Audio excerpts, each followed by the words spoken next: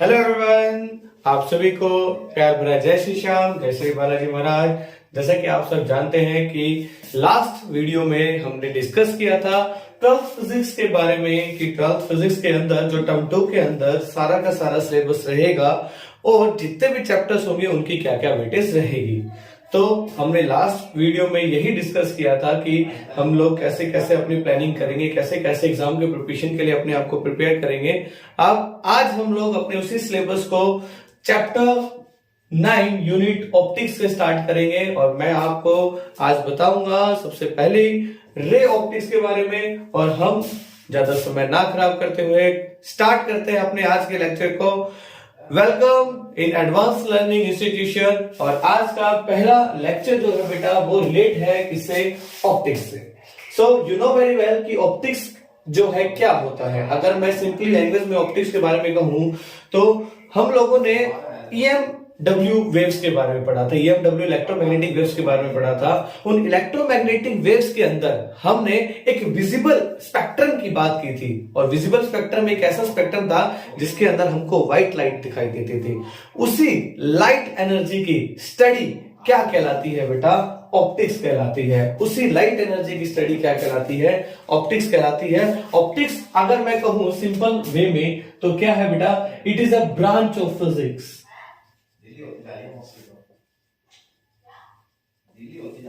which deals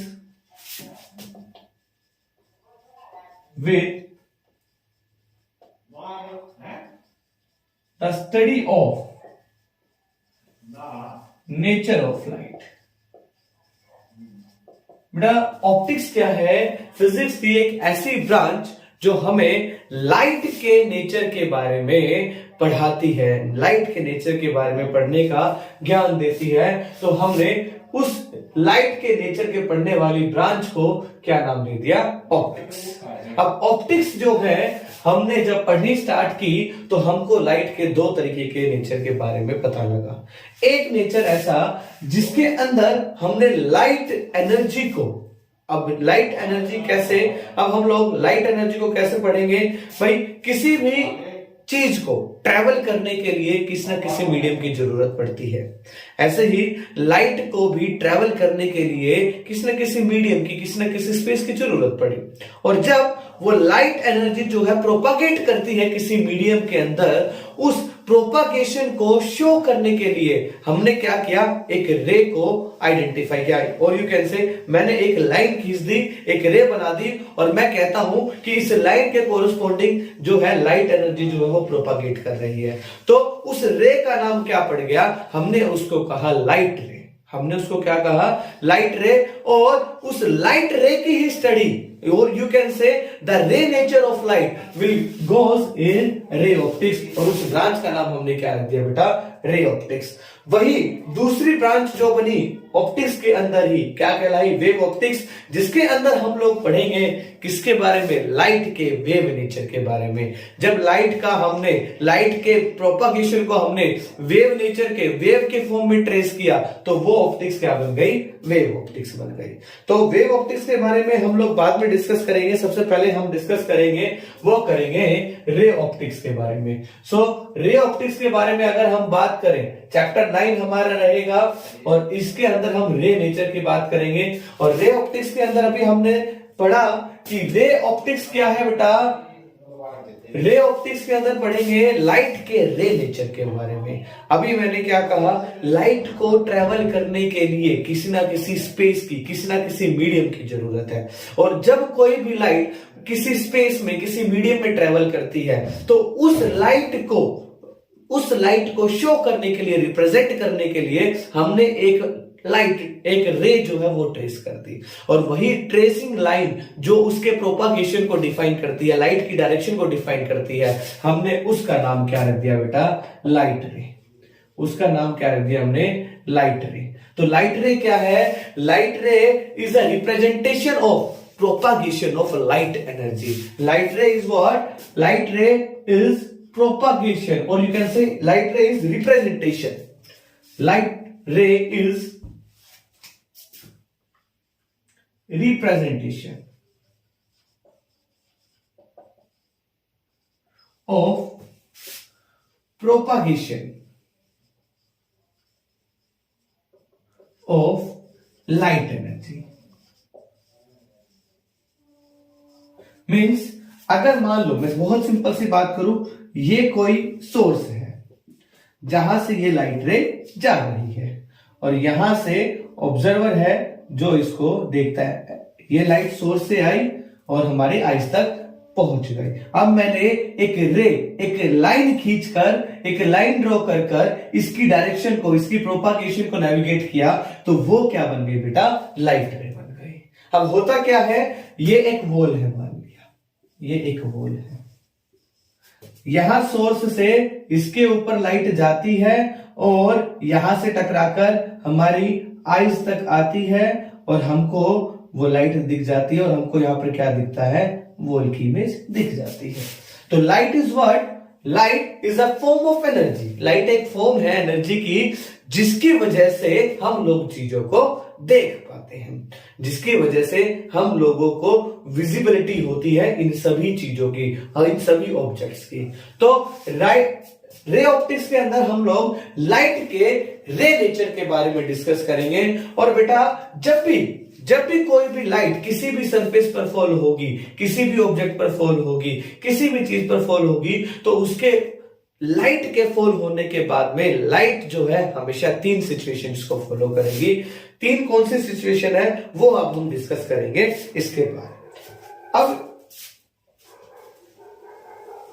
एक simple सी बात अगर मैं कहूं,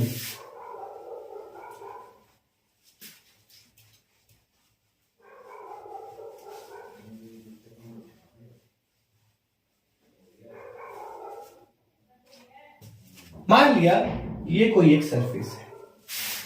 एक सरफेस मींस मतलब कि इस लाइन से, इस सरफेस को मैंने बोल दिया इंटरफेस।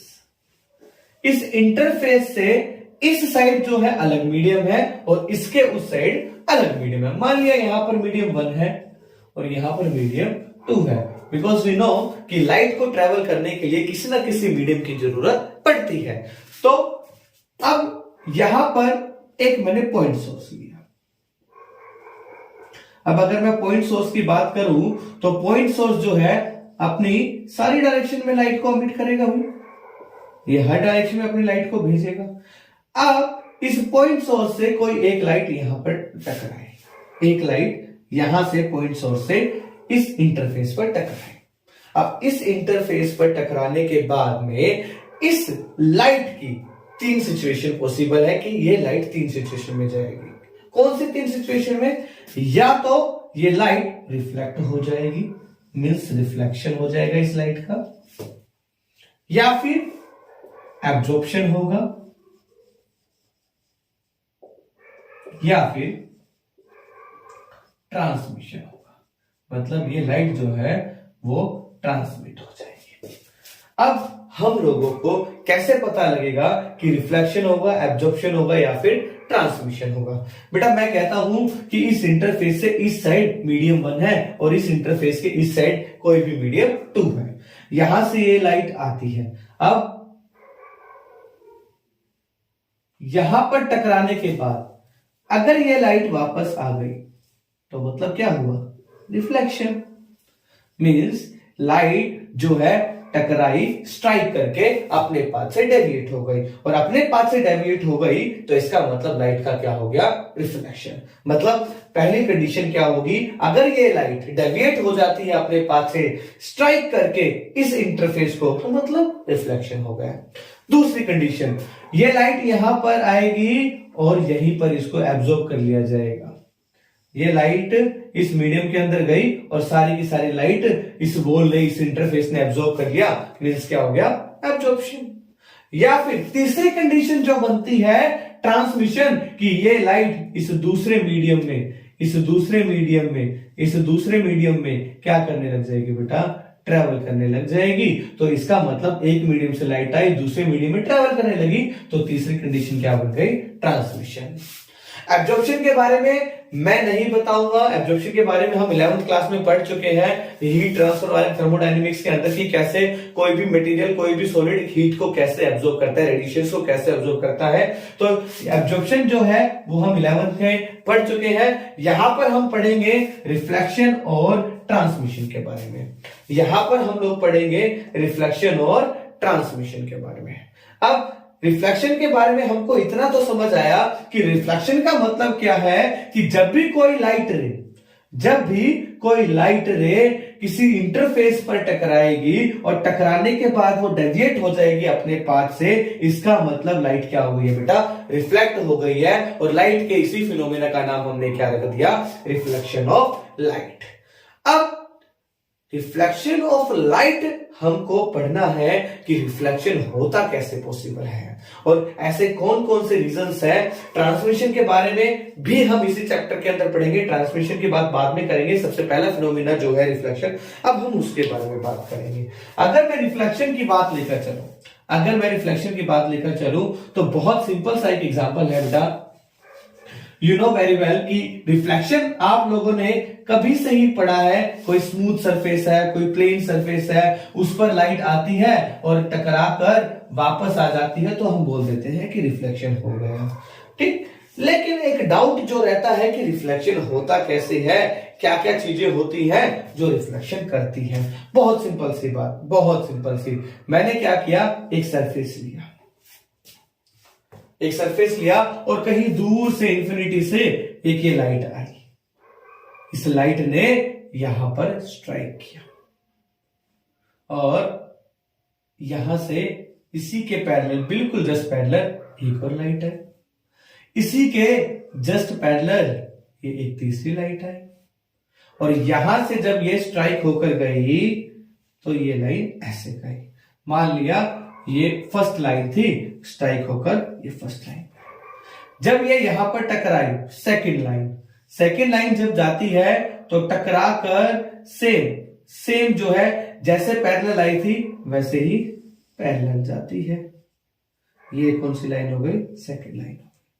ऐसे ही तीसरी लाइन जो आई थी, जैसे तीसरी जाती है, जैसे पैरेलल आई थी वैसे ही टकरा कर दोबारा से इसके क्या जाती है, पैरेलल जाती है तीसरी के।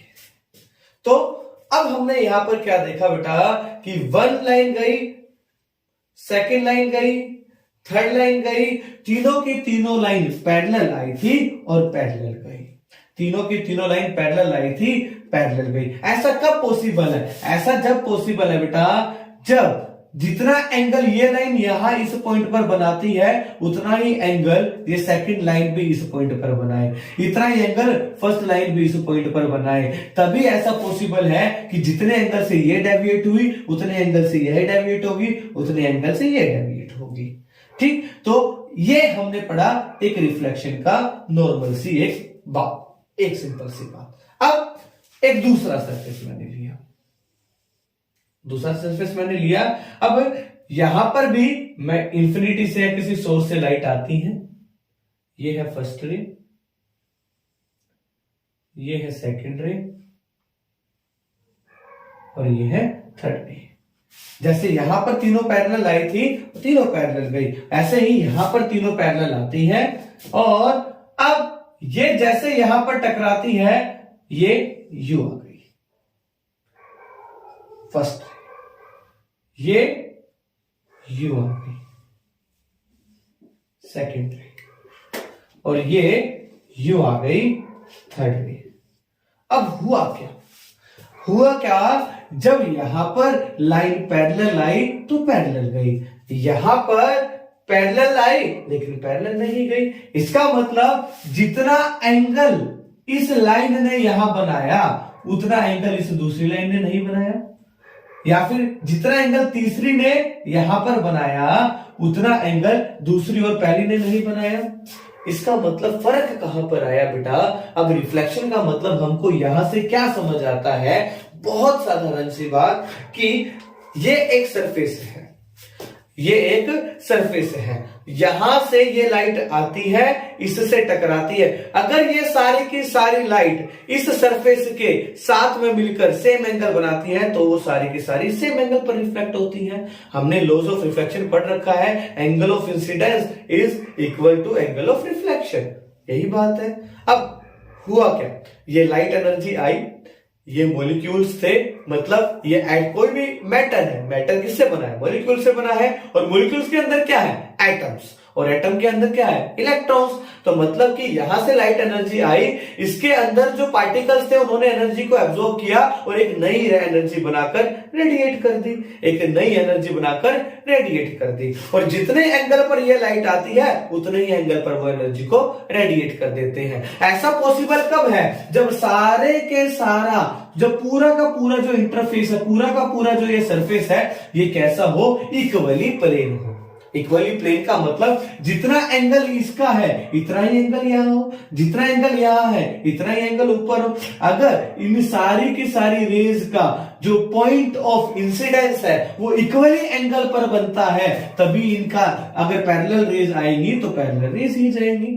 और जब पैरेलल रेज आए और पैरेलल ही रेज जाए तो ऐसे रिफ्लेक्शन को हम बोलते हैं रेगुलर रिफ्लेक्शन। क्या बोलते हैं बेटा, रेगुलर रिफ्लेक्शन। अब यहां क्या हुआ, यहां बेटा अगर मैं माइक्रोस्कोप से देखूं इसको, किसको, इस पोर्शन को अगर मैं माइक्रोस्कोप से देखूं तो इसका मतलब ये मेरे को ऐसे हाथ जैसा दिखाई देगा, दिखने में दूर से कैसा है, स्मूथ, लेकिन मैं देखूं तो यहां बीच में गैपिंग है।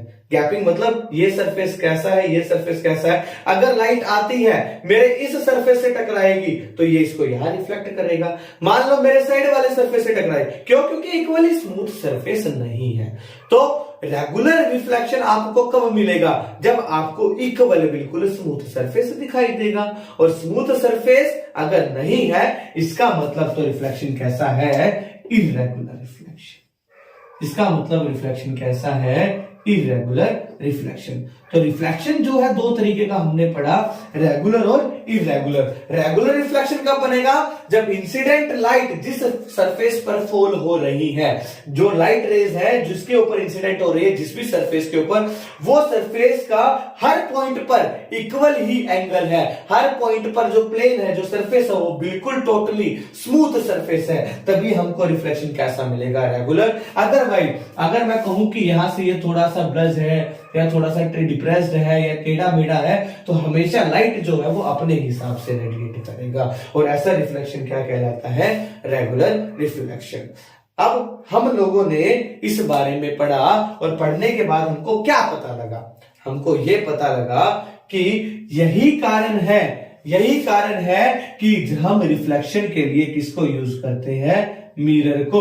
और मिरर क्या बना बेटा, मिरर एक ऐसा मटेरियल, एक ऐसा ऑब्जेक्ट, एक ऐसा सरफेस जो बिल्कुल क्या होता है, स्मूथ होता है, जो बिल्कुल क्या होता है, स्मूथ होता है। ऐसे स्मूथ सरफेस का नाम हमने क्या रख दिया, मिरर। अब ये मिरर का स्मूथ सरफेस क्या होता है, कैसे होता है, इस चीज के लिए मैं तुमको एक और एग्जांपल दूंगा। इसके बाद सबसे पहले एक और बात मैं बताता हूं बेटा, जब भी रेगुलर रिफ्लेक्शन होगा, क्या होगा, रेगुलर रिफ्लेक्शन, तो आपको मान लो मैं यहां पर एक बल्ब लगाया, मैंने यहां पर मैंने क्या लगा दिया, एक बल्ब लगा दिया, और यहां से मैं इस लाइट को ऑब्जर्व कर रहा हूं, ये मेरी आईज है, ठीक, यहां से मैं इसको ऑब्जर्व करता हूं, तो जैसे मैं इस बॉल को देखता हूं, इस सरफेस को देखता हूं, तो मेरे को यहां पर किसकी पिक्चर दिखाई दी, यहां पर मेरे को किसकी पिक्चर दिखाई दी, बल्ब की पिक्चर दिखाई दी। क्यों, क्योंकि रिफ्लेक्शन कैसा था, रेगुलर रिफ्लेक्शन था, ये सरफेस कैसा था, स्मूथ सरफेस था। लेकिन अगर मैं इसकी बात करूं तो यहां भी मैंने एक बल्ब रखा, ठीक, अब मैं यहां पर आईज से देखता हूं, यहां पर मैं आईज से देखता हूं तो मेरे को ये वॉल दिखाई देती है। अगर मैं इसको वॉल बोल दूं तो मेरे को ये बल्ब ना दिखे, ये वॉल दिखाई दिया। क्यों, ऐसा कैसे हुआ, मैं आपको बता दूं, अगर सरफेस स्मूथ होगा और रेगुलर रिफ्लेक्शन होगा, then only you can able to see that object जहां से लाइट रेज आ रही है। फॉर एग्जांपल अगर मैं बात करूं, ये मेरे पास एक मिरर है, ठीक, अगर मैं मिरर की बात करूं तो आप लोगों को दिख रहा होगा सामने वाली लाइट की रिफ्लेक्शन आपको एज इट इज दिखाई दे रही है। ठीक, अगर मैं इस मिरर की जगह इस बोर्ड की बात करूं, अब बोर्ड पर मैंने ये कुछ भी लिखा, ठीक, अब आपको ये इमेज दिखाई दे रही है, ना कि सामने वाली चीज। क्यों? क्योंकि इस बोर्ड को कहने में ये स्मूथ है, लेकिन अगर मैं माइक्रोस्कोप से इसको देखूंगा तो इसके अंदर जो एंगल बनेगा इंसिडेंट लाइट का वो हर पॉइंट पर क्या होगा, अलग होगा। तो इसीलिए हम लोगों को इमेज कब दिखाई देती है, whenever regular reflection is take place. अगर रेगुलर रिफ्लेक्शन नहीं है, इरेगुलर रिफ्लेक्शन है, तो आपको वो ऑब्जेक्ट दिखाई देगा जिस ऑब्जेक्ट को आप देख रहे हो, ना कि उसके अपोजिट। अभी मैं फिर से बता दूं कि अगर हम मिरर की बात करें तो मिरर के अंदर मैंने ये पेन पकड़ा तो आपको पेन की इमेज दिखाई दी। अगर मैं मिरर हटा देता हूं, क्या आपको पेन की इमेज दिखेगी? नहीं दिखेगी। व्हाई? बिकॉज अब की बार जो रिफ्लेक्शन हुआ वो इरेगुलर था। अगर मैंने मिरर को यूज किया तो अब की बार जो रिफ्लेक्शन हो रहा है वो कैसा रिफ्लेक्शन है? रेगुलर रिफ्लेक्शन है। सो रिफ्लेक्शन के लिए हम लोगों को इतनी बात समझ आई बहुत अच्छे से कि रिफ्लेक्शन कब होगा, रेगुलर रिफ्लेक्शन कब होगा, जब सरफेस कैसा होगा, स्मूथ होगा। और इस स्मूथ सरफेस को बनाने के लिए हमने क्या किया, ग्लास को मेल्ट किया। अब अगर हम मान लो मैं कहूं कि मेरे पास में ये सरफेस है, कोई पत्थर है या फिर कोई भी एक चीज है, उसको मैं ग्राइंड कर करके स्मूथ बनाना चाहूं या एक दूसरे से रब करके स्मूथ बनाना चाहूं, तो हो सकता है एक्यूरेटली स्मूथ सरफेस ना मिले। फिर उससे बचने के लिए हमने क्या किया, हमने एक सिंपली ग्लास को मेल्ट किया और मेल्ट करके उसको सॉलिडिफाई किया। सॉलिडिफाई करने के लिए हमने उसको नेचुरली हमने एक सरफेस पर बिखार दिया और टाइम उसको दिया कब तक, जब तक वो सॉलिड स्टेट में दोबारा से कन्वर्ट नहीं हो जाए। और जैसे ही वो सॉलिड में कन्वर्ट हो गया, हमने क्या देखा कि उसके हर पॉइंट पर जो एंगल बन रहा है वो क्या था, इक्वली था। अब हमने क्या किया, उस ग्लास के ऊपर ही एक मेटल को मेल्ट करके उसके ऊपर डाल दिया। अब मेटल को मेल्ट करने का पर्पस क्या था भाई, हम लोगों ने मिरर था, मिरर के पीछे एक ऐसी चीज चाहिए थी जो उसको स्ट्रॉन्गनेस प्रोवाइड कर सके, और यू कैन से एक ऐसी एनर्जी कि मिरर में से अगर लाइट पास हो तो कोई ऐसी चीज हो जो लाइट को रिफ्लेक्ट कर सके। अब लाइट को रिफ्लेक्ट करने के लिए वी नो कि हम लोग अगर एनर्जी प्रोवाइड करेंगे मेटल को, तो मेटल क्या करेगी, एनर्जी को लेकर उसको रेडिएट कर देगी, और रेडिएट करेगी तो हमने अब मेटल्स को भी डिसाइड किया कि कौन सा मेटल जो है, एल्यूमिनियम, क्रोमियम, निक्रोम, कौन सा जो मेटल है वो सबसे सुटेबल रहेगा। तो हमने क्या किया, मिरर लिया, मिरर के ऊपर मेटल को स्मूथ करने के लिए उस मेटल को उसके ऊपर मेल्ट करके रख दिया, और जब मिरर के सामने ऐसे मेटल चिपकता है तो दोनों सरफेस कैसे बनते हैं, स्मूथ सरफेस बनते हैं। और जब भी उनके ऊपर कोई भी लाइट फॉल होती है, और लाइट फॉल होने के बाद में जितने एंगल से एक लाइट आती है उतने ही एंगल से वो लाइट चली जाती है, जितने से दूसरी आती है उतने से वो चली जाती है। और जब भी ऐसा होता है तो हमको कौन सा फिनोमेना पता लगता है, रिफ्लेक्शन ऑफ लाइट फिनोमेना पता लगता है। तो रिफ्लेक्शन का मतलब क्या है, अब हमने जो पढ़ा कि when ever a light ray incident on a smooth surface, smooth surface means अभी हमने बात करी मिरर, हाँ, उसके ऊपर टकराएगी, टकराकर सेम मीडियम में विदाउट चेंजिंग इट्स पाथ, मतलब without changing it's medium, not path, without changing it's medium, अपने मीडियम को चेंज किए बिना अपने पाथ से डेविएट हो जाएगी उसी मीडियम के अंदर। तो इस फिनोमेना का नाम हमने क्या रख दिया, रिफ्लेक्शन ऑफ लाइट। इस फिनोमेना का नाम हमने क्या रख दिया, रिफ्लेक्शन ऑफ लाइट। और यही रीजन है कि जब हमारे पास में एक प्लेन मिरर, एक मिरर होता है तो हमको इमेज दिखती है, और अगर हम वॉल के अंदर, दीवार या फिर किसी बोर्ड के अंदर कहीं और किसी चीज में देखते हैं तो हमको इमेज नहीं दिखती है। जैसा कि अभी हमने पढ़ा रिफ्लेक्शन के बारे में, होपफुली आपको रिफ्लेक्शन के बारे में समझ में आया होगा। अब नेक्स्ट वीडियो के अंदर हम लोग डिस्कस करेंगे रिफ्लेक्शन के बाद में मिरर्स के बारे में, कि मिरर्स कितने तरीके के होते हैं, और साथ साथ इस चीज के बारे में कि मिरर्स जो इमेज बनाते हैं वो इमेज कैसे बनती है, कैसे हमारी आईज के अंदर इमेज बनती है, कैसे हम उस इमेज को देख पाते हैं, और एक्चुअल में इमेज क्या है। सो आज की वीडियो में इतना ही। नेक्स्ट वीडियो में आपके लिए हम दोबारा से लेकर आएंगे फिर से नेचुरल फैक्ट्स के बारे में, नेचुरल बातें और प्रैक्टिकल बातें। So that's all for today. Bye and thank you watching for this video.